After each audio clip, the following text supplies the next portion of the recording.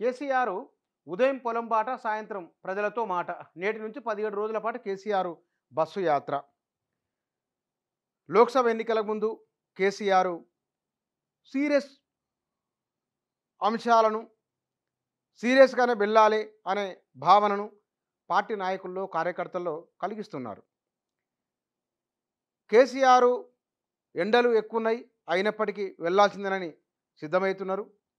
ఆయన బస్సుతో పాటు ఒక 100 వరకు వాహనాలు, 200-300 మంది వాలంటీర్లు ఆయన వెంట వెళ్ళబోతున్నారు. పొద్దున పూట రైతులతో మాట్లాడము, మధ్యాహ్నం కాస్త ఆగడము, రోడ్డుపైన వెళ్తున్నప్పుడు ప్రజలకు అభివాదం చేసుకుంటూ వెళ్ళిపోవడము, సాయంత్రాలు కార్నర్ మీటింగ్లు పెట్టడము. ఇది కేసీఆర్ ఓవరాల్‌గా ఆయన యాత్ర. ఈ యాత్ర ద్వారా బీఆర్ఎస్ పని అయిపోయింది, కేసీఆర్ ప్రజల్లో మునుపటి పలుకుబడి లేదు అని ఒక చర్చ జరుగుతున్న ఈ సందర్భంలో వాటిని అది కాదు, కేసీఆర్కు తిరుగులేదు అని చూపించాలని, చాటాలని కేసీఆర్ చేస్తున్న ప్రయత్నం. ఒకవైపున ఇద్దరు మాజీ మంత్రులు, కేసీఆర్, వారు కలిపి మొత్తం ఇప్పటికే వారిద్దరూ తెలంగాణ రాష్ట్రం మొత్తం తిరిగి వచ్చిండ్రు సభలు సమావేశాలతోని.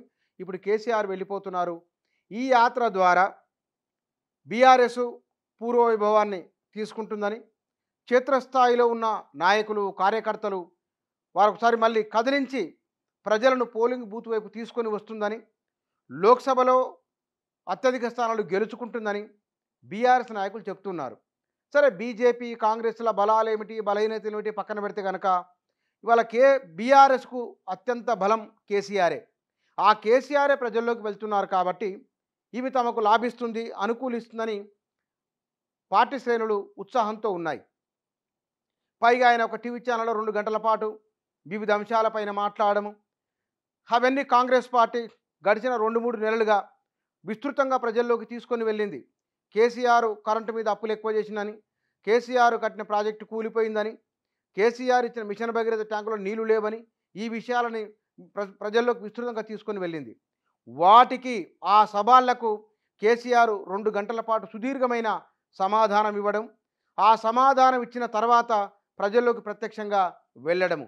అంతకు ముందే వెళ్ళినప్పటికీ ఆ మొత్తం శ్వేతపత్రాలకు, అన్ని రకాల ప్రశ్నలకు సమాధానాలు చెప్తూ ఆయన ముందుకు వెళ్తున్నారు. అంటే ఒక నరేషన్ను నిర్మాణం చేసుకొని, ఒక భావనను బలంగా నిర్మించుకొని ముందుకు వెళ్తున్నారు. కేసీఆర్ లేకుంటే కష్టమే, కేసీఆర్తోనే తెలంగాణ అనే ఒక అభిప్రాయాన్ని ప్రజల్లో కలిగించే విధంగా ఆయన ముందుకెళ్ళే ప్రయత్నం చేస్తున్నారు.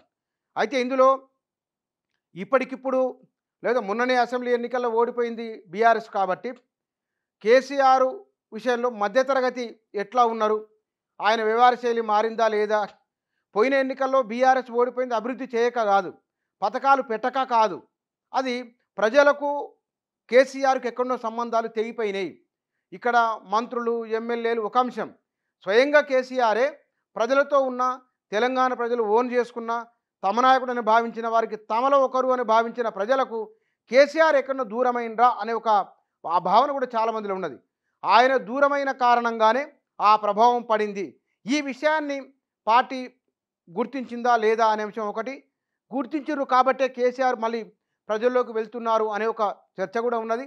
ఈ అన్ని అంశాలు కేసీఆర్కు, బీఆర్ఎస్కు ఎంత మేరకు ప్రయోజనం కలిగిస్తాయో చూడాలి.